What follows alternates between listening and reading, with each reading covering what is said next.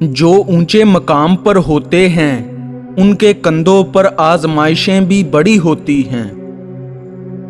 ہو سکتا ہے دنیا میں منافق بازی لے جائیں، مگر آخرت سچے لوگوں کی کامیابی کا دن ہے۔ کوئی انسان دکھ اٹھائے بغیر سکھ کی قدر کیسے کر سکتا ہے؟ جو دوسروں کی دل سے خدمت کرتے ہیں ان کو غیب سے مدد ملتی ہے۔ جو بیج اپنے چھلکے کو اترنے نہ دے وہ کبھی ایک پھلدار درخت نہیں بن سکتا۔ جو آنسو ہم بہاتے ہیں وہ ہمارے دلوں کے باغات کو پانی دیتے ہیں۔ انسان کی حفاظت دراصل اس کی موت کا مقررہ وقت کرتا ہے۔ زندگی میں اگر آپ کو کوئی روکنے ٹوکنے والا ہے تو اس کے احسان مند رہیں، کیونکہ جس باغ کا مالی نہیں ہوتا وہ بڑی جلدی اجڑ جاتا ہے۔ پریشانیاں تو آتی جاتی ہیں اور آتی جاتی رہیں گی، تم بس اللہ سے امید مت ہارنا۔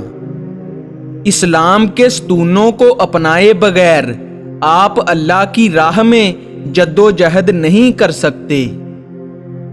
اگر آپ کا دل ایمان کے نور سے منور ہے تو یہ آپ کو سچ کی راہ لازمی دکھائے گا۔ دیکھنا یہ ہے کہ ہم نے سفر میں اللہ کو اپنے ساتھ مددگار بنایا ہے یا نہیں۔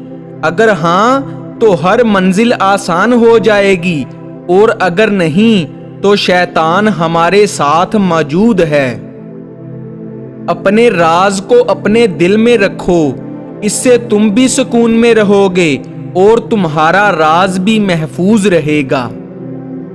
سکون اس سے دور بھاگتا ہے جو دنیا میں سکون کی تلاش کرتا ہے۔ جب آپ رب سے محبت کرتے ہیں تو وہ آپ کے دلوں میں انہی لوگوں کو بسنے دیتا ہے جو آپ کی محبت کے اہل ہوں۔ جو طاقت قلم میں ہے وہ تلوار میں بھی نہیں۔ جس میں یہ چیز دیکھو تو سمجھ جاؤ وہ تم سے سچی محبت کرتا ہے۔ اگر وہ تم سے محبت صرف تمہارے لیے کر رہا ہے تو اس کی محبت پر اعتماد کر لو، کیونکہ یہی سچی محبت ہے۔